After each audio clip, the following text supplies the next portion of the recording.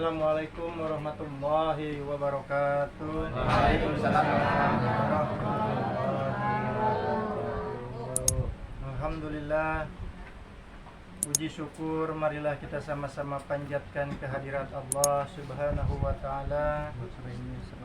Sholawat dan salam semoga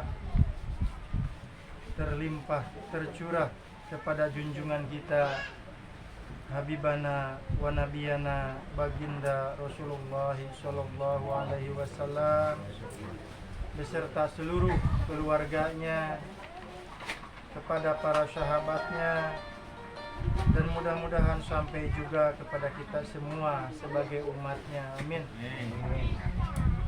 Alhamdulillah,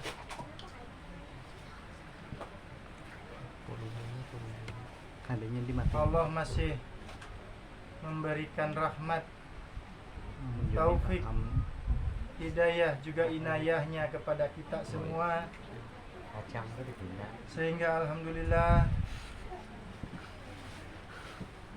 saat ini kita masih bisa berkumpul, menyambung tali silaturahim, mempererat ukhuwah Islamiyah. Sekalian kita cari bonus lewat sholawatan, lewat zikrullah yang akan kita laksanakan sebelum mulai zikir.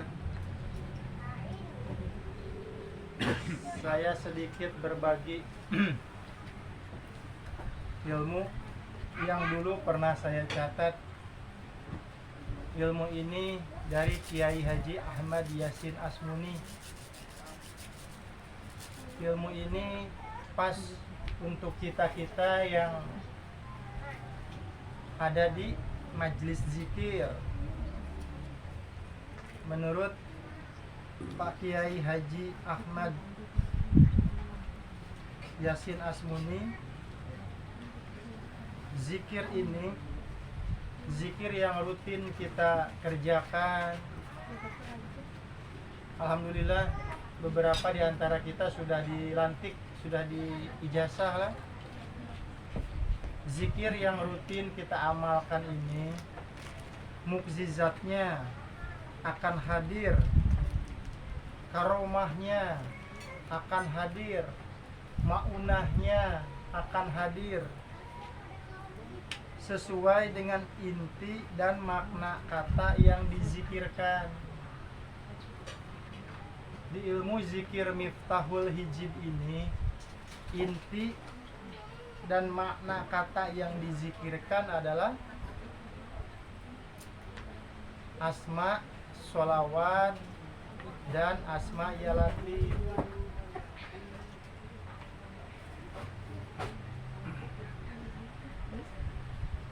Asma sholawat tujuannya apa? Maknanya dari kita menzikirkan sholawat ini apa? Tujuan utama kita mewiridkan, menzikirkan sholawat supaya kita mudah sadar, supaya kita mudah paham, supaya kita mudah ingat. Jadi misal kita ambil contoh, di saat kita sedang pas-pasan di bagian rejeki, di bagian ekonomi, kita ingat dulu Rasulullah pernah diboikot oleh kafir Quraisy selama 3 tahun.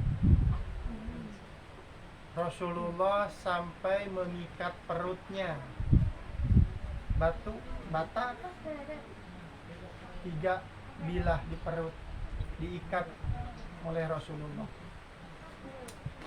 Jadi seandainya sekarang ada beberapa jemaah yang kondisi perekonomiannya sedang pas-pasan, mungkin ada beberapa yang sedang gali lubang tutup lubang, senyum aja. Kita umat Rasulullah dulu mengalami Di saat kita tanpa disengaja di suatu tempat didatangi oleh orang yang minta-minta, pengemis. Menurut Rasulullah di hadis Sahih Bukhari, di saat ada orang yang mengemis, yang meminta-minta, bergembiralah kamu. Kenapa harus bergembira?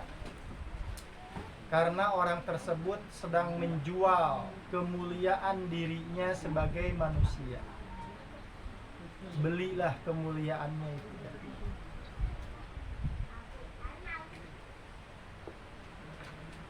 Jadi apapun ujian, kejadian yang kita alami sekarang ini, kita akan ingat, kita akan sadar Rasulullah juga dulu mengalaminya. Kalaupun ada yang belum pernah membaca risalah riwayat Rasulullah, berprasangka baik aja. Mungkin dulu Rasulullah pernah mengalami hal seperti ini. Saya kan umatnya, pede aja kita. Kira-kira kalau Rasulullah sedang mengalami kejadian seperti ini, apa yang akan beliau lakukan?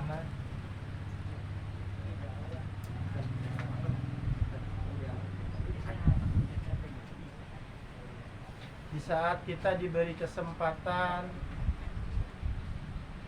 dengan masih hidupnya orang tua, kita banyak-banyak bersyukur. Karena Rasulullah amat sangat menganjurkan kita untuk berbakti kepada kedua orang tua.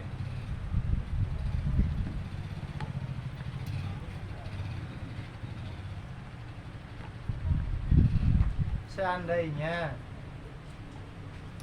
kita dapat ujian yang paling berat sekalipun, seperti halnya Rasulullah pernah berangkat dakwah silaturahim ke daerah Taif, kan?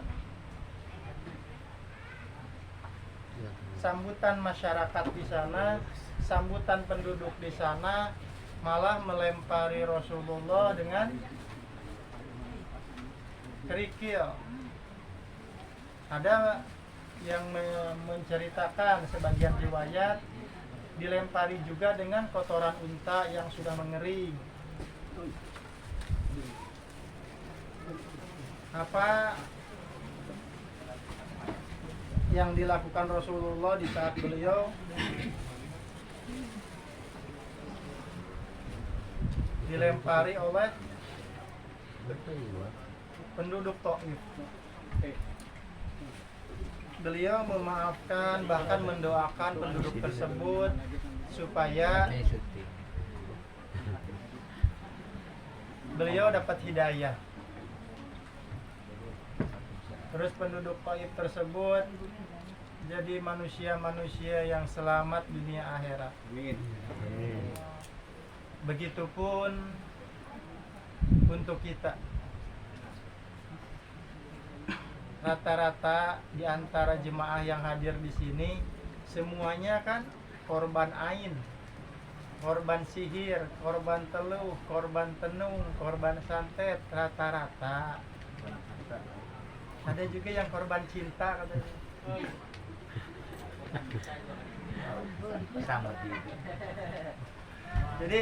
Jadi mari kita belajar, kita memaafkan orang-orang yang pernah menyihir kita, menyantet kita. Karena kita umat Rasulullah, kita harus mencontoh Rasulullah. Rasulullah dulu memaafkan penduduk Taif, mendoakan mereka supaya mereka selamat dunia akhirat. Kalau kita mau dirangkul, mau dimasukkan ke golongan Rasulullah nanti di alam sana, kita pun harus meniru Rasulullah. Kita maafkan orang-orang yang pernah jahat kepada kita, jahil kepada kita, zolim kepada kita. Kita maafkan, kita doakan mereka. di setting volumenya dinaikkan. Adapun makna dari zikir ya latif yang rutin kita zikirkan, tujuannya supaya kita bisa bersikap lemah lembut, bisa bersikap baik, berbicara yang baik-baik, bersikap kepada siapapun, kepada sesama manusia, kepada hewan, kepada tumbuhan, kepada Allah. Kita bisa bersikap baik, lemah lembut.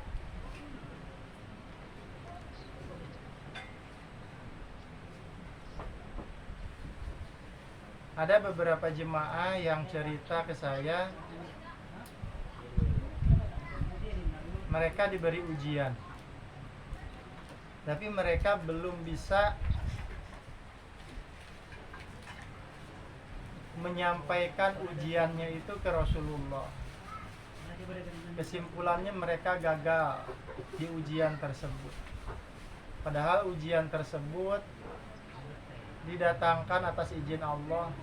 Tujuannya, seandainya kita lulus di saat diuji, pasti derajat kita akan diangkat oleh Allah. Pasti. Cuman banyak dari jemaah yang belum lulus karena mungkin belum banyak membaca atau mendengar riwayat-riwayat hidup Rasulullah, ujian-ujian Rasulullah. Mudah-mudahan ruh dari ilmu zikir sholawat ini menyatu dengan kita, menyatu dengan akal pikiran kita, menyatu dengan kesadaran kita, sehingga untuk kedepannya inti dan makna dari sholawat dan ya latif yang rutin kita zikirkan bisa kita praktekkan dalam kehidupan sehari-hari kita. Kata Syekh Ahmad Yasin Asmuni, seandainya inti dan makna dari doa-doa yang rutin kita zikirkan ini sudah bisa kita praktekkan dalam kehidupan sehari-hari, maka Allah akan memberikan keberkahan yang melimpah ruah.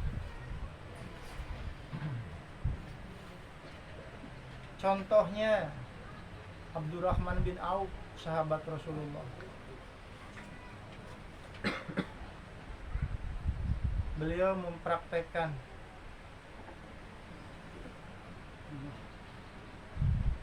ilmu Islam, makanya beliau mendapatkan keberkahan yang melimpah ruah.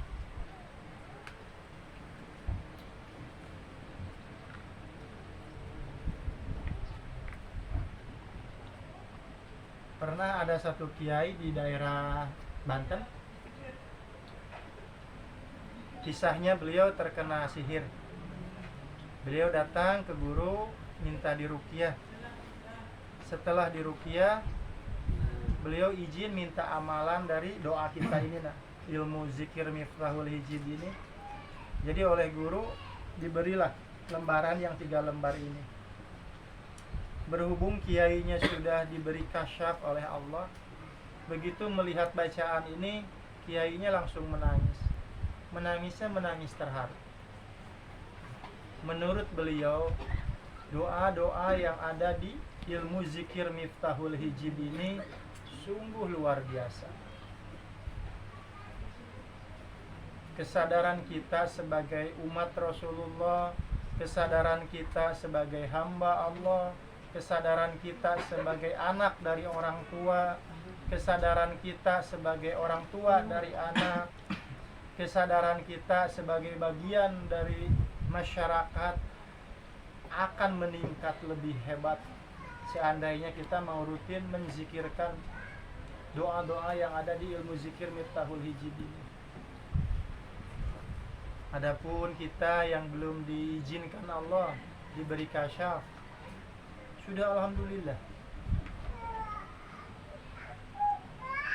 Kita sudah mau datang belajar jadi ahli zikrullah. Padahal zikir ini pegel loh. Duduk setengah jam pegel, kadang sejam. Untuk zaman sekarang kan mungkin lebih menyenangkan tiktokan ya. Tapi alhamdulillah semua jemaah yang di sini luar biasa. Para malaikat menjadi saksi insyaallah. Tanah di sekitar rumah ini, air yang tadi kita jadikan wudhu, makanan, bahkan pakaian yang kita pakai sekarang insya Allah akan menjadi saksi di hadapan Allah dan Rasulullah. Amin. Bahwa kita sedang belajar jadi ahli zikrullah, sedang belajar jadi ahli sholawat. Mudah-mudahan kalau sudah sampai waktunya, yang menyambut kita, yang menjemput kita bukan cuma utusan Allah, yaitu malaikat maut. Mudah-mudahan yang menjemput kita Rasulullah langsung. Amin. Beserta para sahabatnya, beserta para kekasihnya.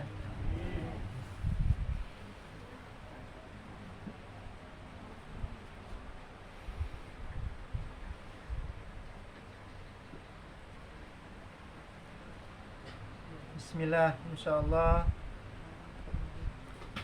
zikirnya seperti yang sudah biasa rutin kita amalkan, dimulai dari istighfar 33 kali.